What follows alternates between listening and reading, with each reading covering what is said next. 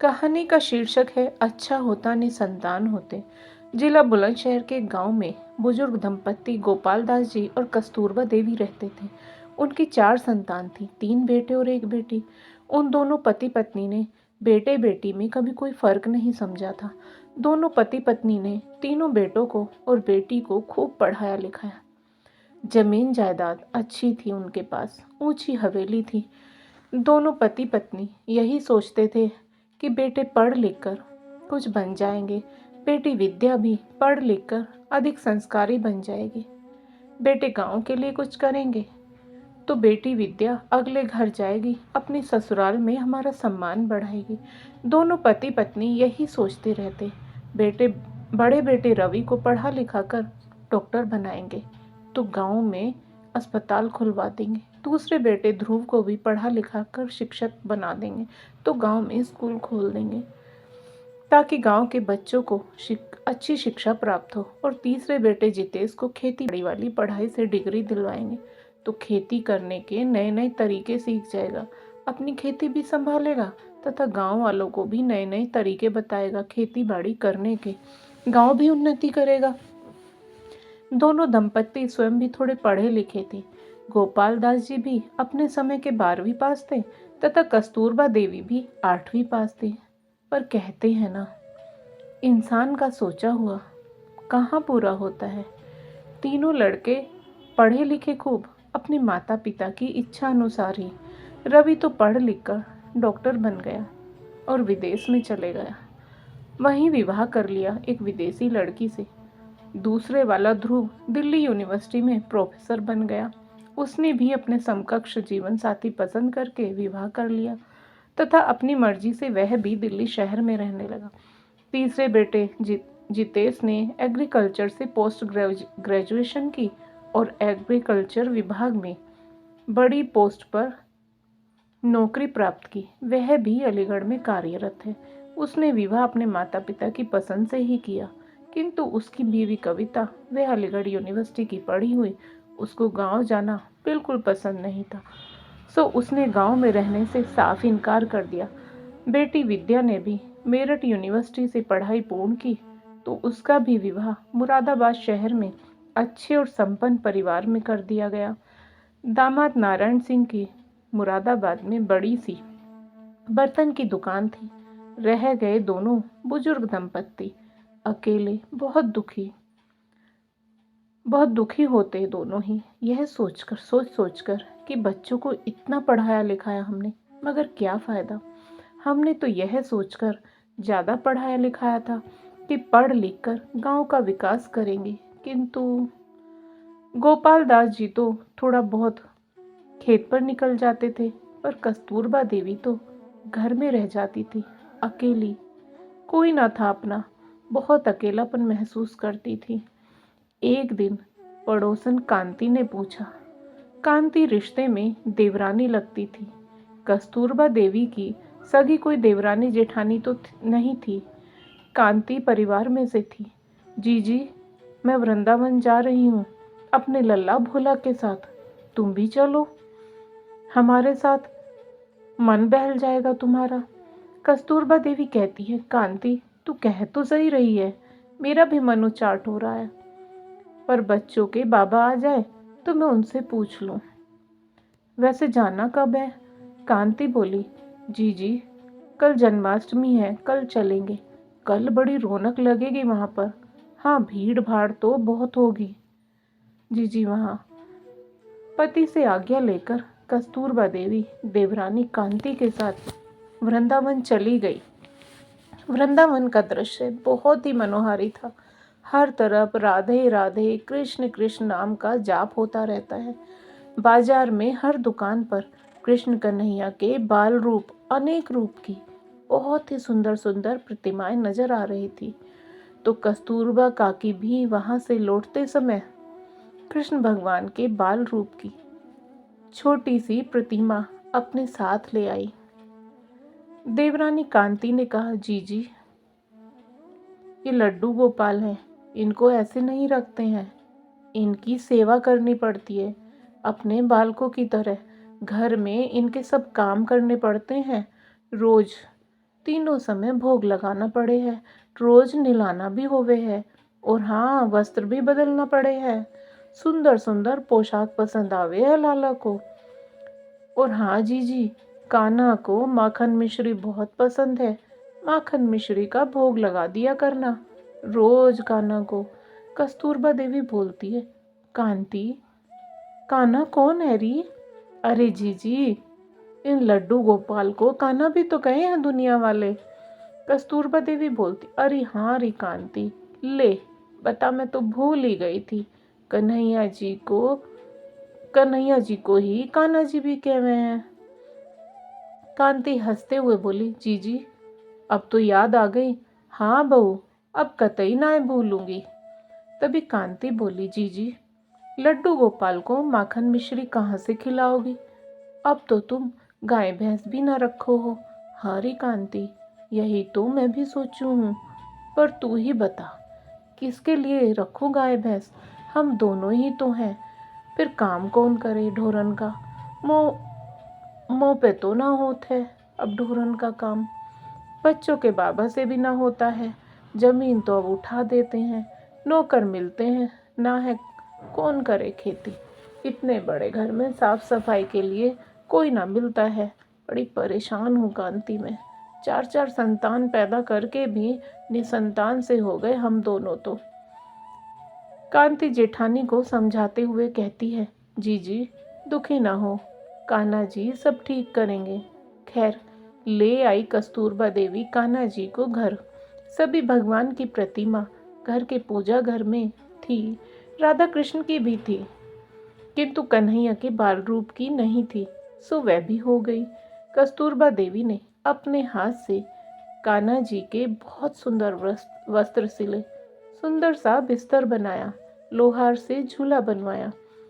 अब समस्या आई माखन की, तो पति से मिन्नत करके एक गाय पाल ली और कांति के बेटे भोला को चारे की जिम्मेदारी सौंप दी। अब भोला भी मर्जी का रोज चारा ला तो देता खेत से और मशीन पर काट भी देता, मगर गैया को चारा नहीं लगाता।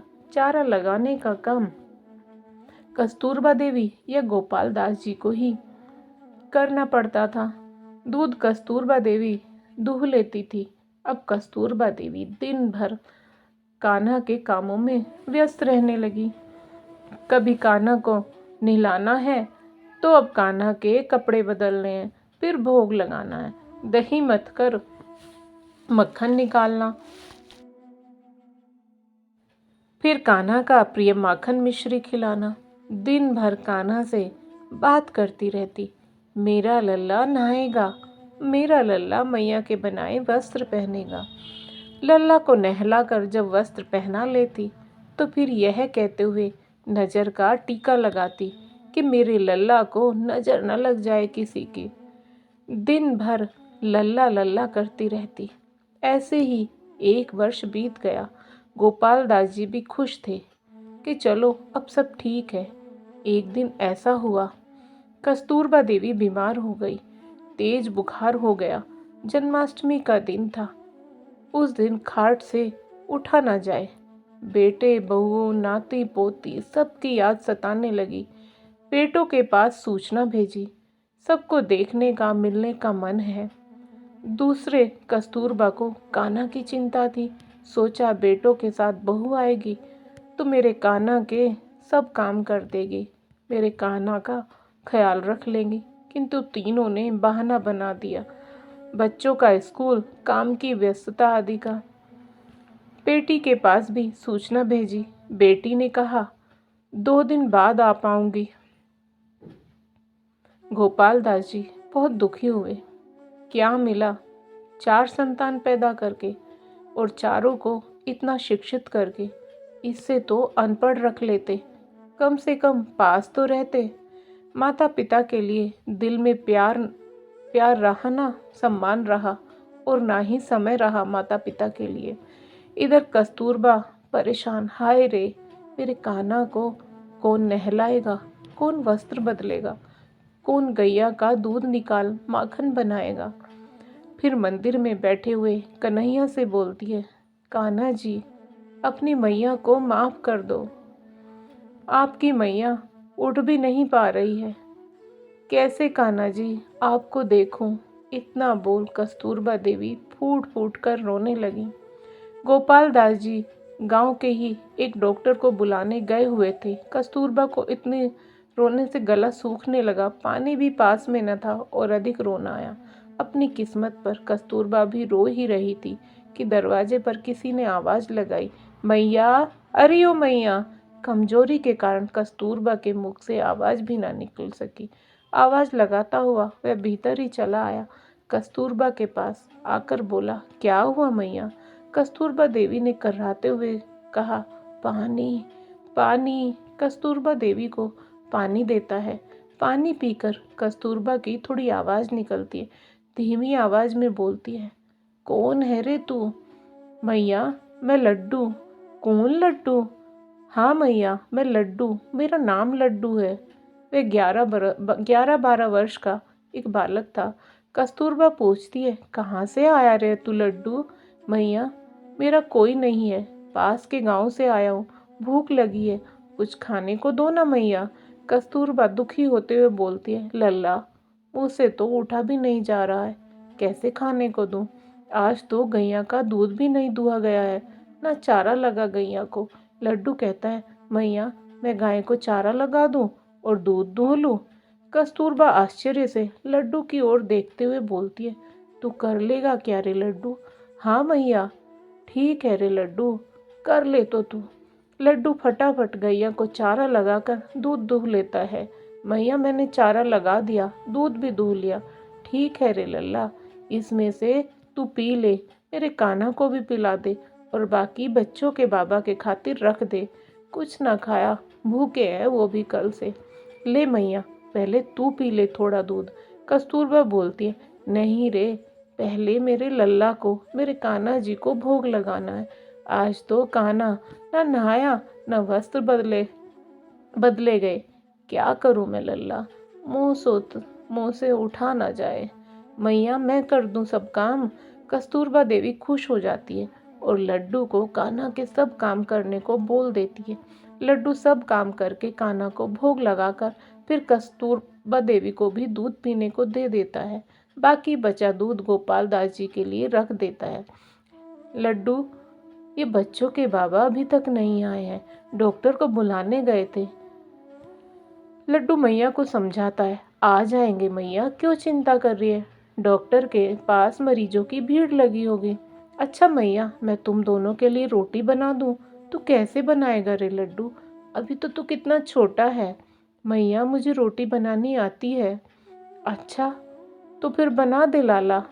लड्डू फटाफट रोटी भी बना देता है। फिर मैया के सिरहाने बैठकर मैया का सिर दबाने लगता है, फिर पैर दबा देता है मैया के। मैया की इतनी सेवा से मैया की आंख लग जाती है। गोपाल दास जी डॉक्टर को साथ लेकर आ जाते हैं। लड्डू को कस्तूरबा के सिरहाने बैठा देखकर गोपाल दास जी पूछते हैं, तू कौन है रे? तभी कस्तूरबा की भी आंख खुल जाती है। वह बताती है, ये लड्डू है जी, इसने ही मेरा ख्याल रखा, सारा घर का काम करा है। इसका कोई नहीं है, पास के ही गांव का है, अनाथ बच्चा है। गोपाल दास जी कहते हैं, अच्छा, तो ये बात है, मुझे लगा पता नहीं कौन घुस आया घर में। फिर डॉक्टर को बोलते हैं, डॉक्टर साहब, आप कस्तूरी को देखो। डॉक्टर कस्तूरबा देवी की नब्ज पकड़ देखता है, थर्मामीटर लगाता है और हैरान होते हुए बोलता है, चौधरी साहब, इनको तो कोई बुखार नहीं है, ठीक है ये तो बिल्कुल। फिर डॉक्टर कस्तूरबा से पूछता है, माता जी, आपको क्या तकलीफ है? कस्तूरबा बोलती है, बेटा, जब से लड्डू ने सिर दबाया, हाथ पैर दबाए, मुझे अच्छा लग रहा है। मैं सो भी ली, अब तो ऐसा लग रहा है मैं बिल्कुल स्वस्थ हूँ। माता जी, मैं आपको बस ये ताकत की दवाई दे रहा हूँ, बाकी तो आपको किसी दवाई की ज़रूरत नहीं है। यह बोलकर डॉक्टर चला जाता है। डॉक्टर के जाने के बाद कस्तूरबा देवी पति से बोलती है, सुनो जी। हाँ बोल। हम लड्डू को अपने साथ रख लेते हैं, हम भी अकेले हैं और लड्डू भी अकेला है। दोनों को एक दूसरे का सहारा हो जाएगा। गोपाल दास जी कुछ सोचते हुए कहते हैं, ठीक है भाग्यवान, जो तुझे अच्छा लगे वह कर तू। लड्डू को अपने साथ रखना चाहती है तो रख ले। इस तरह लड्डू उनके साथ रहने लगता है। बेटी 2 दिन बाद भी न आ पाने का बहाना बना देती है। बोलती है कि ससुराल में कुछ परेशानी है। वैसे तो अब उन दोनों को किसी की जरूरत भी नहीं है। दोनों का मन खूब लगा रहता है लड्डू के आ जाने से। अब तो तीनों बेटों को भी फ़ोन करना लगभग छोड़ ही दिया। ये भी कहना छोड़ दिया, गांव आ जाओ हमसे मिलने, याद आ रही है तुम्हारी और बच्चों की। लड्डू दोनों की खूब सेवा करता है। बहुत दिन हो जाते हैं गोपाल दास और ना ही कस्तूरबा जी किसी भी बेटे को फ़ोन नहीं करते हैं, और कभी उनका आ जाए तो उठाते भी नहीं। वैसे भी बेटों को फुर्सत ही कहाँ है माँ बाप को फ़ोन करके उनकी खबर लेने की। एक दिन अलीगढ़ वाले छोटे भाई ने अपने दोनों भाइयों को और बहन को फ़ोन किया कि आजकल दाऊ जी और अम्मा का फ़ोन नहीं आता है, तुम सबके पास आता है या नहीं। वह तीनों भी कहते हैं कि हमारे पास भी नहीं आता है। फिर चारों आपस में बात करते हैं कि कुछ तो बात है, कहीं ऐसा तो नहीं कि दाऊ जी ने किसी परिवार के लड़के को पास रख लिया हो और दाऊ जी जमीन किसी और के नाम कर दें। यही सोच विचार करके चारों का एक साथ गांव जाने का प्रोग्राम बन जाता है। बोलते हैं अगले महीने जो भी रविवार पड़ेगा चल लेंगे गांव, सब वहीं मिलेंगे गांव में। एक दिन की बात है, कस्तूरबा देवी कान्हा जी की विग्रह को स्नान करा रही थी कि तभी कान्हा जी का विग्रह हाथ से छूटकर गिर जाता है। कान्हा की मूर्ति का कंधा परात के किनारे से टकराता है और वहाँ थोड़ा सा निशान पड़ जाता है। कस्तूरबा देवी बहुत दुखी होती है। हाय मेरा कान्हा गिर गया, हाय मेरा लल्ला, लल्ला को चोट लग गई। दुखी होते हुए लल्ला से माफ़ी मांगती है, माफ़ कर दे लल्ला, बूढ़ी हो गई हूँ ना, हाथ काम नहीं करते हैं मेरे। लड्डू वहीं मैया के पास बैठा होता है। जब कान्हा जी का विग्रह मैया के हाथ से छिटक कर गिरता है और विग्रह का कंधा परात के किनारे लगता है तो लड्डू के मुंह से भी आह निकलती है। कस्तूरबा देवी पूछती है, क्या हुआ रे लड्डू तुझे। कुछ नहीं मैया, मेरे कंधे में चोट लगी है। कस्तूरबा देवी बोलती है, दिखा कैसे और कहाँ लगी है। कान्हा को भी लगी है, तुझे भी लगी है, ला तुझे मलहम लगा दो। लड्डू को मलहम लगाती है। 2-3 दिन में लड्डू का घाव भर जाता है। कस्तूरबा देखती है कि कान्हा की मूर्ति के कंधे पर बना निशान भी चला जाता है। कस्तूरबा को आश्चर्य होता है कि यह कैसे हुआ। वह फिर सोचती है, कान्हा की लीला कान्हा ही जाने। एक दिन गोपाल दास जी और कस्तूरबा देवी आंगन में बैठे होते हैं। दोनों बात कर रहे होते हैं। लड्डू उस समय वहाँ नहीं होता है। कस्तूरबा देवी कहती है, सुनो जी। हाँ बोल। तुमने सोचा है कि हमारे बाद लड्डू का क्या होगा जी। गोपाल दास जी कहते हैं, हाँ कस्तूरी, यही तो मैं सोच रहा हूँ। मैं तो सोच रहा था सारी जमीन जायदाद मकान सब लड्डू के नाम ही कर दूँ। यही तो मैं कहने वाली थी तुमसे, मेरे दिल की बात सुन लीजिए तुमने। गोपाल दास जी कहते हैं, तुम्हारे दिल की ही तो सुनता आया हूँ सदा। तभी दरवाजे पर किसी गाड़ी के आकर रुकने की आवाज़ आती है। दरवाज़ा खुला हुआ होता है। देखते क्या है, उनके चारों बच्चे आ रहे हैं साथ साथ चलते हुए। मगर बच्चों को देखकर कस्तूरबा देवी और गोपाल दास जी को कोई खुशी नहीं होती है। बस एक फीकी सी मुस्कान दोनों के चेहरे पर आती है। विद्या आगे बढ़ते हुए बोलती है, दाऊ जी प्रणाम, अम्मा प्रणाम। तीनों बेटे भी माता पिता के पैर छूते हैं और बैठ जाते हैं। बड़ा बेटा रवि बोलता है, दाऊ जी, अम्मा, अब आप दोनों यहाँ अकेले मत रहो, उम्र हो गई है आप दोनों की। गोपाल दास जी बेटे की ओर देखते हुए बेटे से पूछते हैं, फिर कहाँ रहे? मंझला बेटा ध्रुव बोलता है, दाऊ जी, हम सब क्या सोच रहे थे, घर जमीन बेचकर तीनों भाई आपस में बांट लेंगे। तभी विद्या बोलती है, और मैं, मेरा हिस्सा नहीं है क्या घर में? छोटा जितेश बोलता है, तू क्यों लेगी हिस्सा, तेरा क्या मतलब है इस घर से?